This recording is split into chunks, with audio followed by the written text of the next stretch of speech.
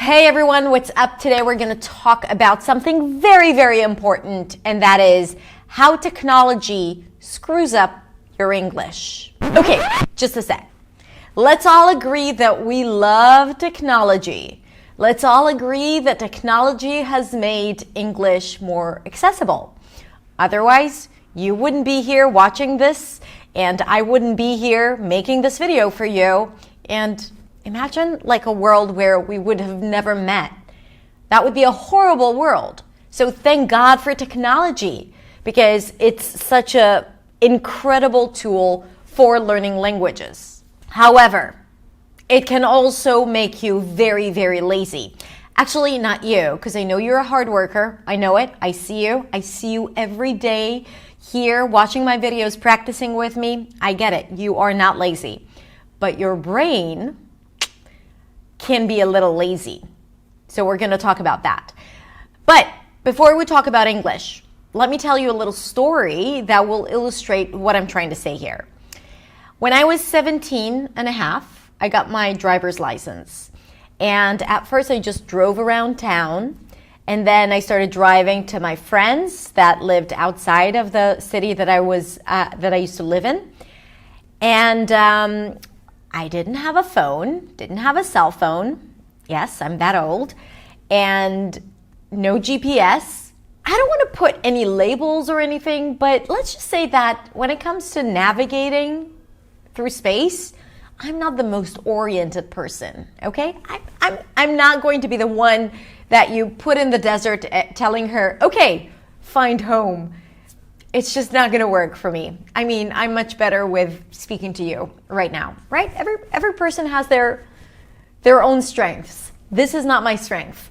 So when I had to learn how to navigate through the roads and the streets and the cities, I had this really big book, spiral book with lots of maps of all the area, right? Because it wasn't just in the city, it was all around the area where I lived. And I remember that I had to kind of like find where I am, and then to find that place exactly, to see what street it is, to look it up, and then to try to figure out how to go from point A to point B simply by looking at the map. Now, doing it again and again and again, I had to figure it out. So my brain had to work really hard to kind of like wire all those connections and to figure out how to navigate through my area. And soon enough, I really got familiar with, the roads and the streets, and I didn't have to use the map all the time. And then we have reached the era of the GPS, and even more so, Waze. Now, Waze is my best friend, honestly. I get in the car, and no matter where I go, I use Waze. I have gotten so dependent on Waze and Google Maps or, GPS that I don't think for myself anymore. I don't try to figure out the roads. I don't try to figure out, how should I get from point A to point B, right? Like what I used to do before technology. Right now, I don't do that anymore. So that muscle in my brain has become so weak and untaken care of that I feel helpless when I'm without my phone.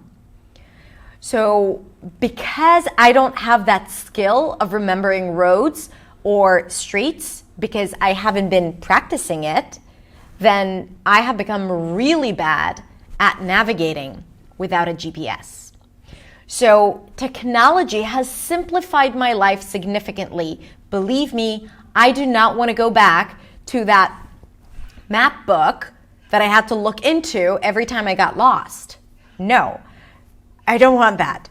However, at the same time, it would be nice to have the freedom to know the roads, because once I get directed by Waze, my brain is like, okay, I'm not responsible anymore. I don't have to think.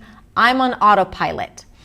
And when your brain is on autopilot, you're not creating new connections. You're not wiring all those new, streets that you're seeing or new ways that you're taking and paths. So there is a positive aspect to, simplifying your life through technology, but there is also a negative aspect, because it doesn't matter how many times I would go to a place. If I don't navigate there on my own, I am very likely to forget how to get there. Now, why am I telling you all this? Because when it comes to learning a language, technology has made it really easy for us to learn or to search for things that we don't know, in particular, words, right? So when you want to come up with a word, or when you write an email and you need to think of a word, you go to Google Translate or you go to your favorite translator and you look a word up and then you put it in the email, or then you might even use it. But just like with the GPS, because your brain is like, I don't need to work hard here, we can access Google anytime, the brain is less likely to remember it. So you're not creating those new connections in your brain because it doesn't sync.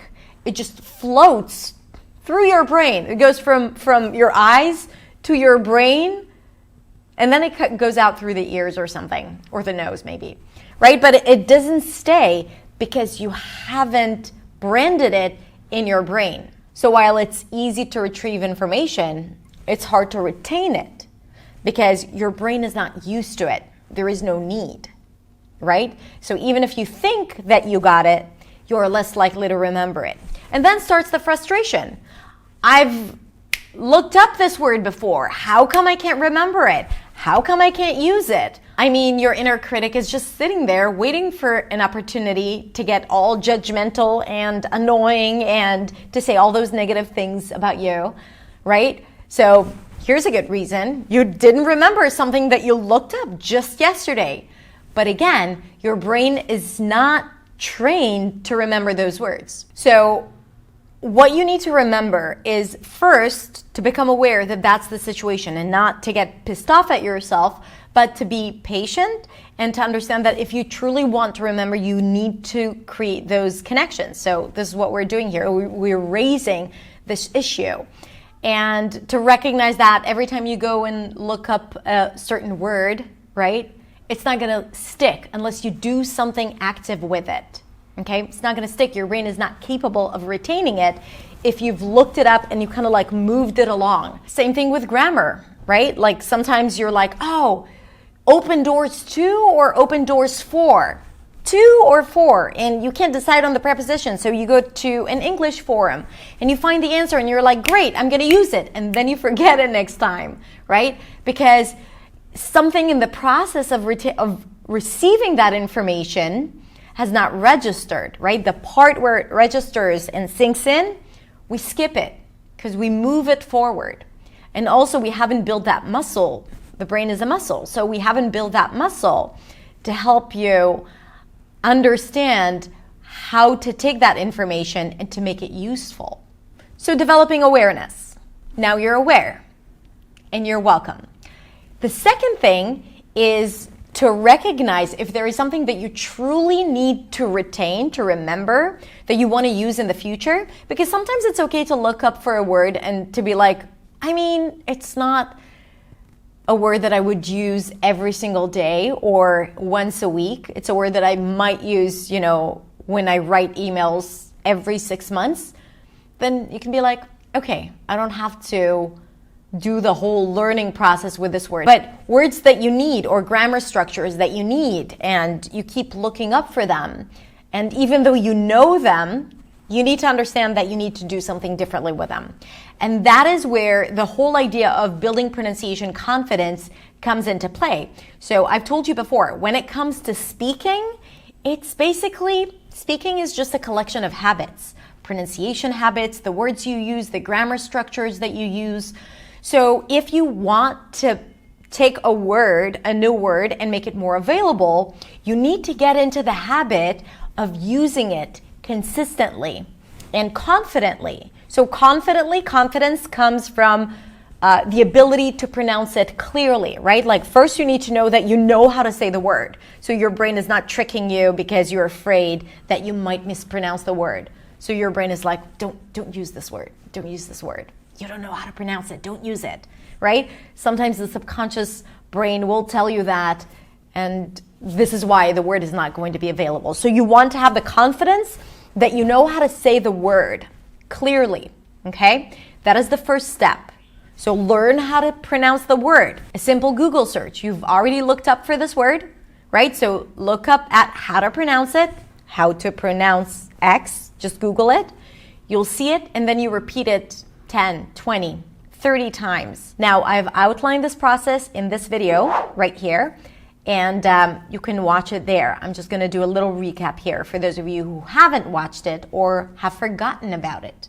Okay, so you have to learn how to say it, so you learn how to pronounce it again and again and again and again and again, right? Just the word again and again and again.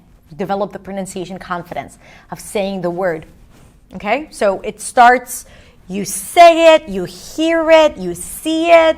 Okay, now we're starting to do something there in the brain, right? What fires together, wires together. And when you say the word and you don't just read it on Google and then, move it along to your email or to your Google Doc, and you think about it, right? And you see it and you say it and you hear yourself saying it and you hear maybe someone else saying it, whether it's Google Translate or you look it up on Youglish, whatever that is, but you make it a fuller experience of you using the word. But then it's not enough, okay? So if you know how to use the word, great. The next step would be to put it in context. Always put it in context. Words never come alone. You cannot remember a word alone. I mean, you could, but it's not going to be as effective. But if you think of this word and you think of the context that this word might appear in, and you make it personal, right? Context that you might actually use it. Context, I mean a sentence. You would use it in a certain sentence that you might actually say it to a friend, to a colleague, to a student, to a teacher. So you want to use it in the right context and something that is very personal and relevant, and even visualize it, right? Because the subconscious brain works on feelings and imageries, right? Not logic, not words. So the words alone are not enough, but if you think of the word and you put it in context and you visualize that context, and maybe that generates positive feelings, try to keep it positive, right? Then all of that together is going to help you retain this new information, okay? Remember the word, because it's not just the word. It's the word after you have learned how to pronounce it confidently, so you know you're good, and then you put it in context that is not like someone else's sentence that has invented it and you have no idea what that even means. No, you put it in certain context that works for you, right? And you have attached to it an imagery, an image, or you visualize something that is just yours. It's so personal. Maybe you even associate certain feeling to it. And all of that together makes it a lot more probable that you'll remember the word. Instead of, Googling a word saying, okay, how do you say the word? Oh, okay, diligent. That's the word I need to learn, diligent. Okay. How are you expected to remember that next time? But if you take the word diligent and you say it 10 times, diligent, diligent. This is the meaning. Diligent, diligent, diligent, diligent, diligent, diligent, diligent, diligent, diligent, diligent, diligent, diligent. And you think about, okay, what can I say about my experience that, how can I use the word diligent when I talk about myself? I'm such a diligent English learner because I do the work and I listen to what Hadar has to say, right? I'm a diligent English learner. And you say it again. I'm a diligent English learner. I'm a diligent and proud English learner. And you say it again. I'm a diligent and proud. Okay, so proud starts to give you like this good positive feeling, right? I'm a diligent and proud English learner. And then you think to yourself, what does it look like? And you see yourself like sitting and speaking to people, because that's the result of you being a diligent and proud English learner.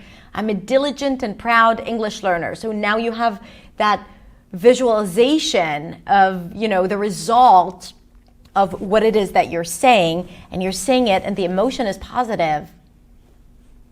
Say it a few times and then tomorrow try to remember this word and see if you remember it and see if you can use it. You are more likely to remember it that way, okay? Now, I'm going to pass it on to you. First of all, do you relate? Does that make sense to you? Do you feel that you have become more dependent on technology, and as a result, you feel a little less in control when it comes to your language skills? That is the first question. You can totally say, Hadar, you are talking bull, right? I can take it, don't worry. But I want to hear. So that's the first thing I want you to add. The second thing is, what is one word that you are going to try to practice the way I've taught you? So your job now is to think of a word in your native language and then to look it up, a word that you don't know how to say, and then to look it up and then write it in the comments and then do the process that I've taught you, okay?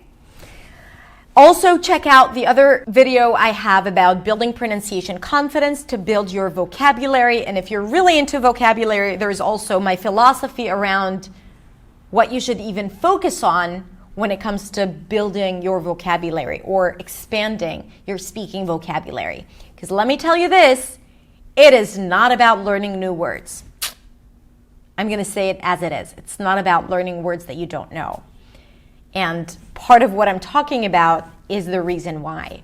But you'll have to go and watch it. I'm going to put all the links in the description below.